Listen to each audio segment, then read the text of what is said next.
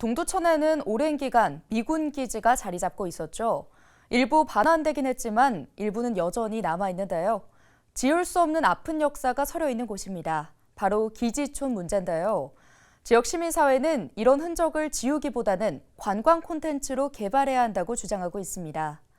이런 가운데 대학생들이 동두천의 역사를 둘러보기 위해 지역을 방문했습니다. 이재필 기자가 보도합니다.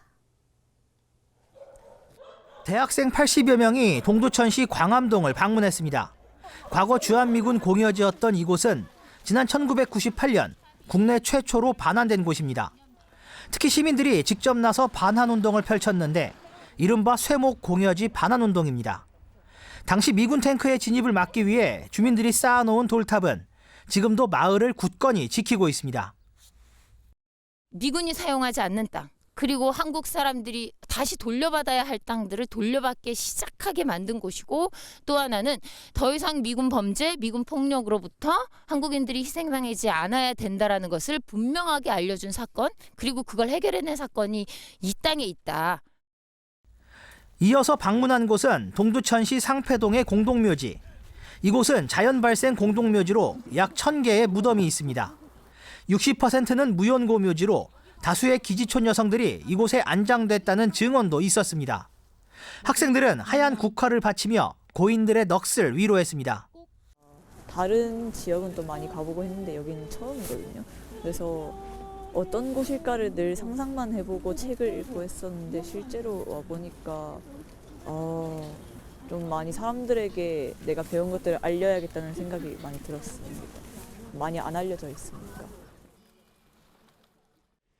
자주평화인권기행이라는 프로그램에 참여해 동두천을 찾은 학생들은 진보 대학생 내 소속 회원들로 마지막 방문 장소는 동두천 성병관리소를 택했습니다. 과거 미군을 상대하던 성매매 여성들의 성병 관리를 위해 지어진 건물로 강제격리 수용 등 인권 유린이 벌어졌던 곳입니다.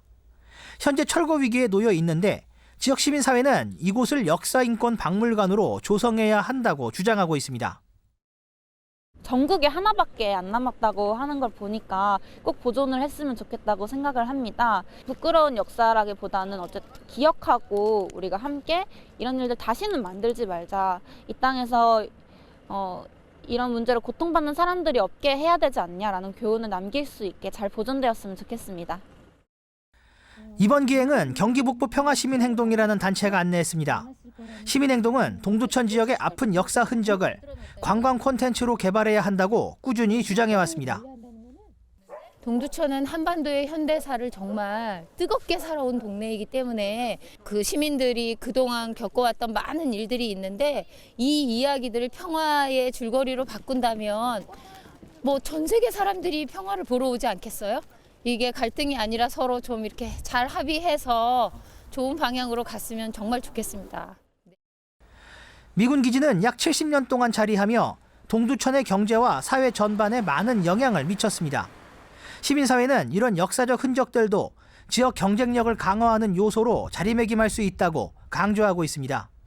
헬로티비 뉴스 이재필입니다.